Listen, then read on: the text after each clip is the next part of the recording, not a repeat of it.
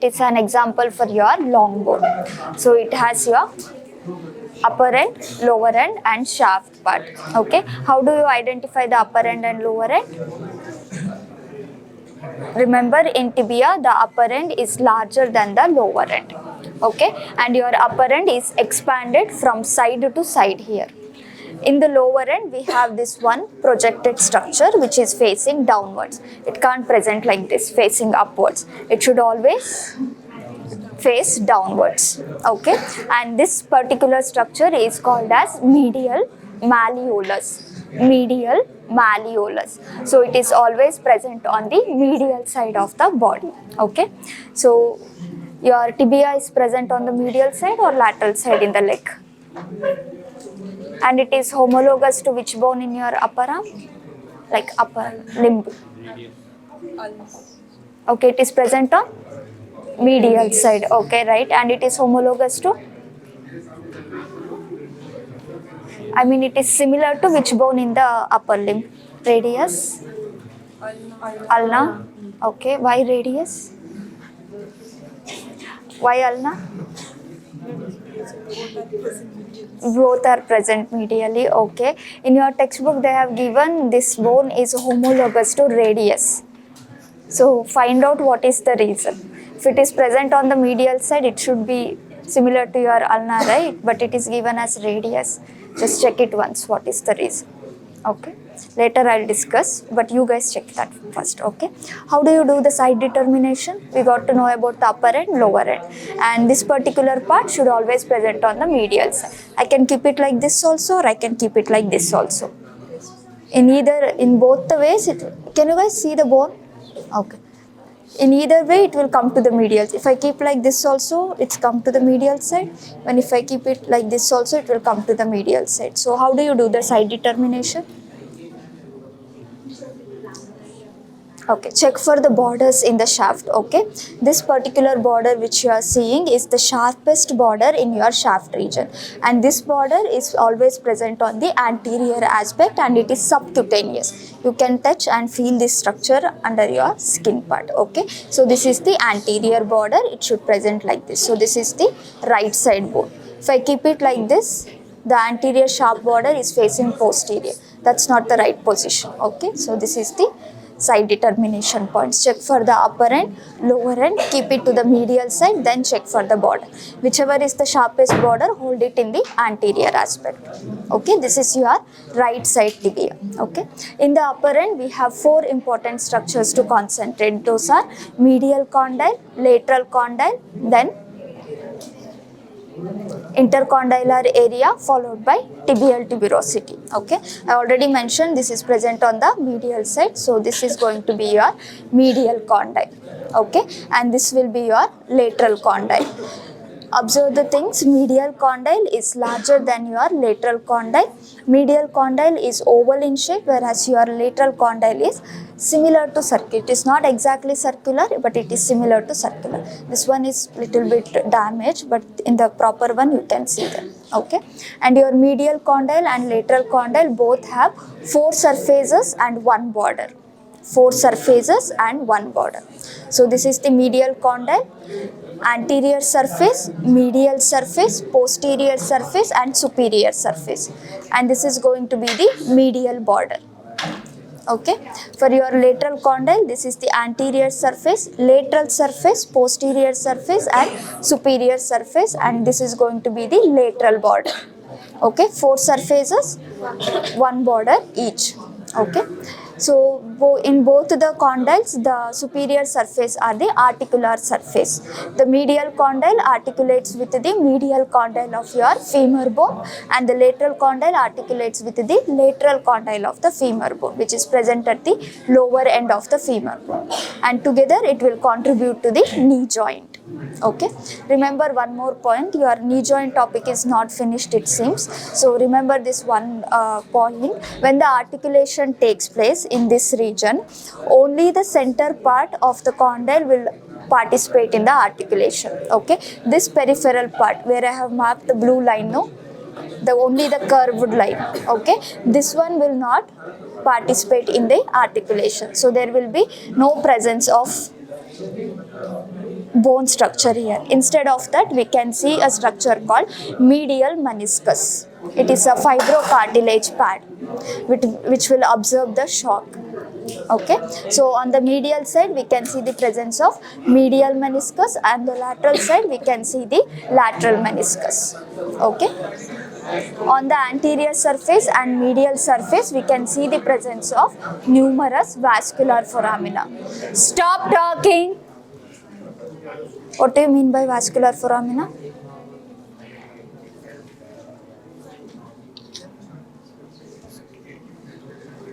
Vascular foramina are a tiny or a micro openings that is specially present on your bone. Okay, it will help in the blood vessels to enter into your bone. If you observe carefully, you can see here, these are the foramina. Okay, this one, and even this one, these are the foramina. So basically on the anterior surface and on the medial surface we can see numerous vascular foramina. Okay, and on the posterior surface we have a small groove. This blue color structure what you are seeing, no, this is called a groove.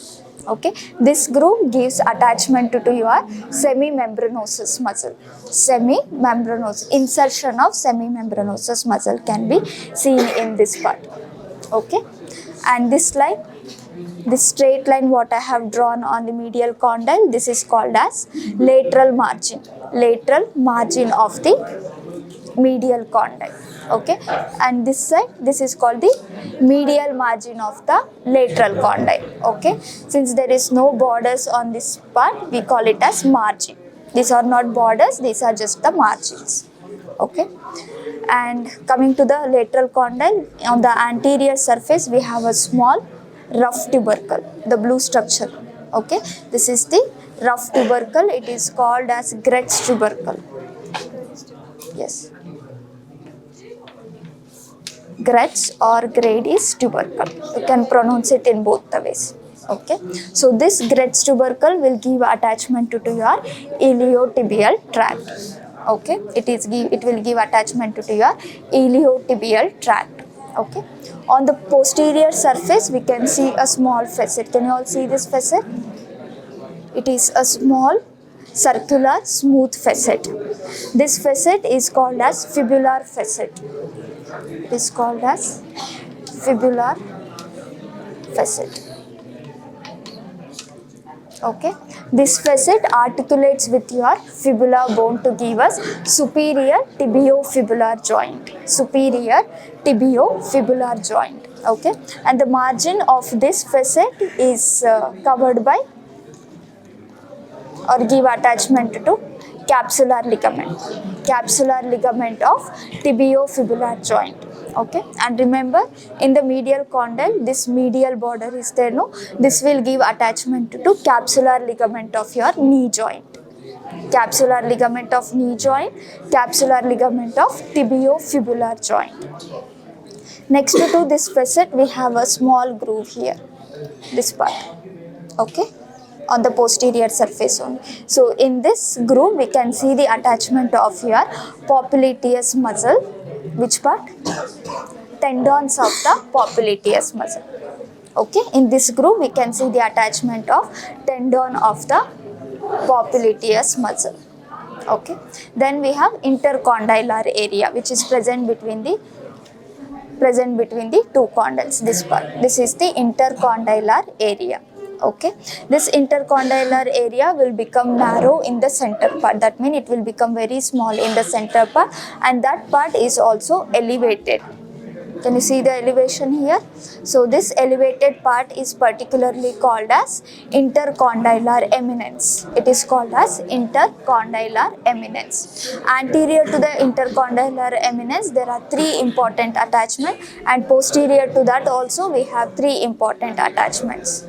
Okay, your batch is going to study about this attachment. At the end of the class I'll call any 2 students, you have to come and explain. Okay, next we have tibial tuberosity. Okay, the last important structure in your upper end is tibial tuberosity, which is present on the anterior aspect of the tibia bone. The tibial tuberosity has 2 parts. Okay, upper smooth part and lower rough part. This part, is the upper smooth part and this part is the lower rough part. Okay, the upper smooth part will give attachment to your ligamentum patellae. Okay, ligamentum patellae. Once they do the patellar bone, you will get to know. Okay, right now just try to remember it supports both your patella bone also and your tibia bone also. Okay, so this will give attachment to the ligamentum patellae. The lower rough part is subcutaneous and this part is separated from the skin by a structure called infrapatellar bursa. Infrapatellar bursa. Okay, this is all about your upper end. Any doubts? No doubts? Okay. Next we have shaft. Shaft have 3 borders and 3 surfaces. What are the borders? We have anterior border, which is the sharpest border. The other 2? Medial border. The other 2 borders are medial border and lateral border. Okay. Remember, the anterior border starts from your tibial tuberosity. Okay. As it runs downwards, it will move towards medially and end in the anterior aspect of the medial malleolus. So basically, it's a S-shaped border. It will start from the tibial tuberosity, run downwards towards the medial side and end in the anterior aspect of the medial malleolus. Okay, next, this border is the medial border. Medial border starts from the medial surface of the medial condyle. As it runs downwards, it will end in the medial malleolus but on the posterior aspect, not on the anterior. In the anterior aspect, your anterior border will end. In the posterior aspect, your medial border will end. Okay, next, this line-like structure what you are seeing now, line-like structure, that is your lateral border. Okay, this lateral border starts from the lateral surface of your lateral condyle, then it will end in the lateral surface of the lower end. Okay, we have a small triangular area here at the anterior end or at the upper end of the triangular area it will end. Okay, this lateral border is called as interosseous border, similar to your radius and ulna. Okay, so this interosseous border will give attachment to interosseous membrane. Okay, what are the surfaces? Between the anterior border and medial border we have medial surface. Between the anterior border and lateral border we have lateral surface. Between the medial and lateral border we have posterior surface. So medial surface, lateral surface and posterior surface. Okay. On the posterior surface, from this facet, from the fibular facet, we can see a rough line. Can you see this rough line running in the downward direction? Okay, this rough line is called as soleal line. It's called as soleal line. Okay, it starts from the fibular facet. As it runs downwards, it will run towards the anterior aspect and ends in the medial border. Okay, and this line is particularly called as soleal line. This line will give origin to your soleus muscle. Okay, above this soleal line, this small triangular area is there, no? The blue one which I have marked. This triangular area will give insertion to your popliteus muscle. That is the reason why in this groove area we can see the attachment of tendon of popliteus muscle. In the groove we can see the attachment of tendon of popliteus muscle. In this triangular area we can see the attachment of popliteus muscle. That means insertion of popliteus muscle. Okay, this is all about your shaft. Any doubts? Okay. Next we have lower end. Lower end have 5 surfaces. Anterior surface, medial surface, lateral surface, posterior surface and inferior surface. Okay, anterior surface is the largest surface among the 5. Okay, and this anterior surface have 2 parts, upper smooth part and lower rough part.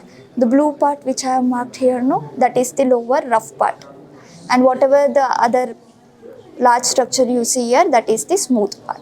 Okay, and on the medial surface we have this projected structure which is called medial malleolus. This medial malleolus include your anterior border also and medial border also. Okay, and this medial malleolus also involved in your ankle joint. Remember this point.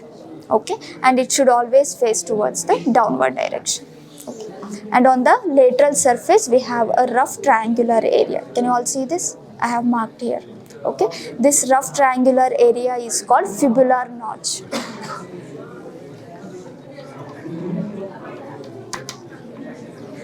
Fibular notch.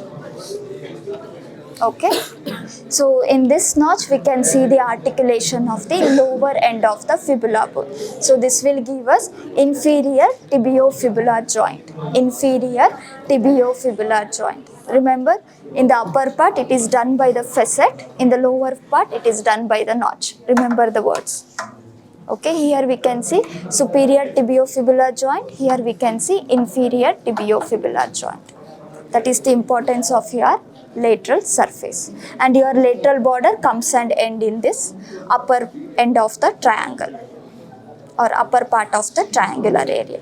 Okay, the posterior surface, they have mentioned only one point. Posterior surface is smaller than the anterior surface, because if you see the bone, basically both will look like the similar size, but if you take the proper measurement, your posterior surface is pretty smaller than the anterior surface. Okay, and this is the inferior surface. Inferior surface is the smooth surface and it is also the articular surface, and it articulates with which bone? It articulates with the superior surface of the talus bone. It articulates with the superior surface of the talus bone, giving us the ankle joint with the involvement of medial malleolus. This is the importance of your inferior surface. This is all about the lower end. Any doubt? No doubt? Any doubts? Okay. The blood supply of your tibia is done by the tibial nutrient artery. The tibial nutrient artery is the largest nutrient artery present in our whole body, and the nutrient foramina for that blood vessel is present on the posterior surface. This one. Can you see this? I have put small circle here. That is the nutrient foramina of your tibia bone. Okay. Any doubts? No doubts?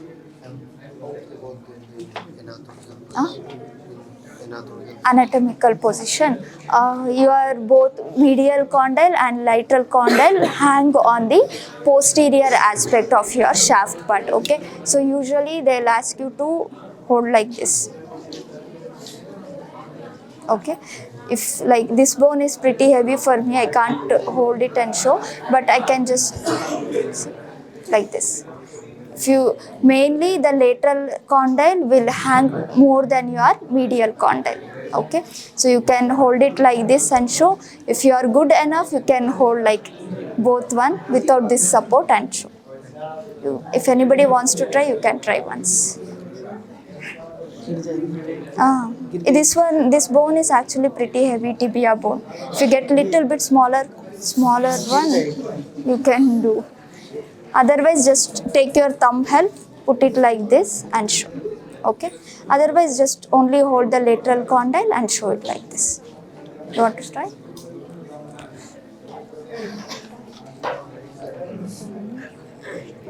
Yeah.